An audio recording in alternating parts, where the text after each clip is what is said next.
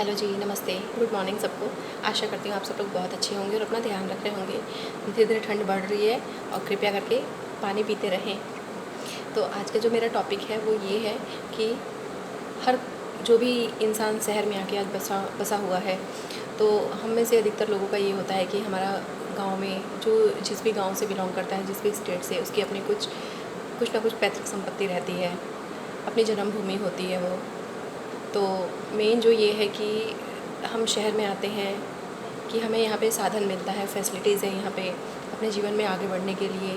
अपना कमाई का ज़रिया यहाँ पे हमें सही मिल जाता है शहर में, और अपने बच्चों की अच्छी शिक्षा के लिए हम लोग यहाँ आते हैं।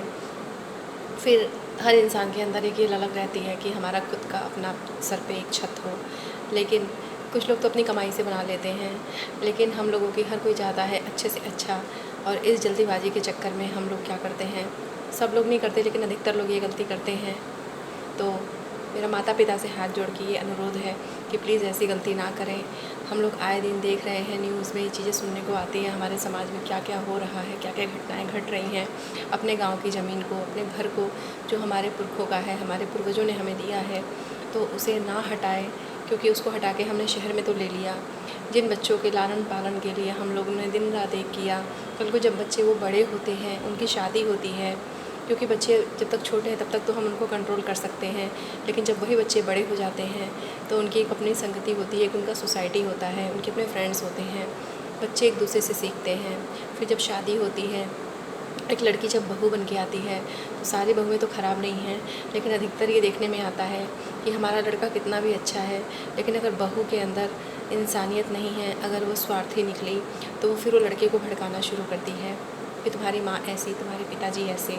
फिर जो हमने एक वो घर ख़रीदा था, हमने जो एक आशियाना बनाया था अपने पूर्वजों के, अपने पुरखों की जन्मभूमि को हमने बेच के, जो हमारी एक पहचान थी, अब यहाँ पे क्या होता है कि धीरे धीरे माहौल इतना ख़राब हो जाता है कि उस घर में सांस लेना भी मुश्किल हो जाता है। और माता पिता अपनी आँखों से, क्योंकि उन्होंने चीज़ों को कितना स्ट्रगल करके, संघर्ष करते हुए चीज़ों को अर्जित किया, और जब वो अपने आँख के सामने, क्योंकि अब वो बूढ़े भी हो गए हैं, उनकी लाचारी, तो ये चीज़ें फिर असहनीय होती हैं।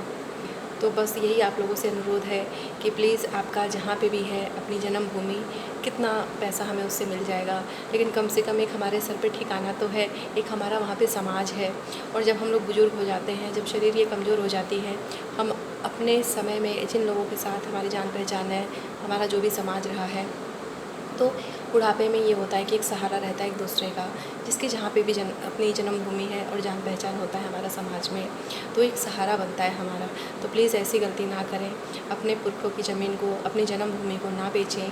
अगर शहर में ही आपको अपना मकान चाहिए तो बहुत साधन है, आप कोशिश करें कि आप मेहनत करें, कमाएँ, किराए पर रह लीजिए, लेकिन अपने जन्मभूमि को ना हटाइए। सबसे मेरी यही विनती है, क्योंकि जवानी में तो हम लोग अपना कोई भी दुख को सहन कर लेते हैं, लेकिन जब ये शरीर कमज़ोर होती है और जब लाचार होती है, और जब कहते हैं ना सरकार बदलती है, कल को बहू आएगी, अगर उसकी अच्छी सोच नहीं है, वो स्वार्थी किस्म की है, हमारा लड़का एक मिनट के लिए अगर सही भी है, लेकिन वो, क्योंकि गारंटी तो नहीं है, चीज़ें जब तक समझ आती है तब तक 20-25 साल 30 साल निकल जाता है हाथ से, फिर वो लड़का भी अफसोस करके क्या करेगा। तो हमें प्यार में इतना अंधा नहीं हो जाना है अपने बच्चों के कि हम अपनी जन्मभूमि को ही बेच दें। उनको बचा के रखिए और किराए पे रह लीजिए, लेकिन ऐसी गलती ना करें, क्योंकि ये बातें रटी रटाई नहीं है। हम सब देख रहे हैं, आप सब भी देख रहे हैं कि हमारे समाज में क्या होता आया है और आज भी क्या हो रहा है। जिसको पाप से डर नहीं है, वो इंसान दूसरे को दुख देता है। तो अगर आप चाहते हैं सुकून भरी आपकी लाइफ हो, तो जहाँ पे भी जो भी आपकी जन्मभूमि, चाहे थोड़ा सा ही ज़मीन का टुकड़ा है, उसको कृपया करके ना हटाएं। आप आजीवन किराए पे रह लीजिए। कल को आपके बच्चे हैं, वो आपने उनको शिक्षा दी है, आपने उनको पाल पोस के बड़ा किया है, उनके अंदर भी ताकत है, कल को वो अपना अर्जित कर लेंगे, वो उनकी जिम्मेदारी है। कल को उनकी शादी होती है, उनके बाल बच्चे होते हैं, लेकिन अपने आप को फंसा हुआ सा महसूस ना हो, तो ऐसी गलती ना करें। आप लोग, आशा करती हूँ, मेरी भावनाओं को समझेंगे और अपने जीवन को एक सही मुकाम देंगे, अपने जीवन में घुटन को नहीं आने देंगे। जय माता दी। Thank you.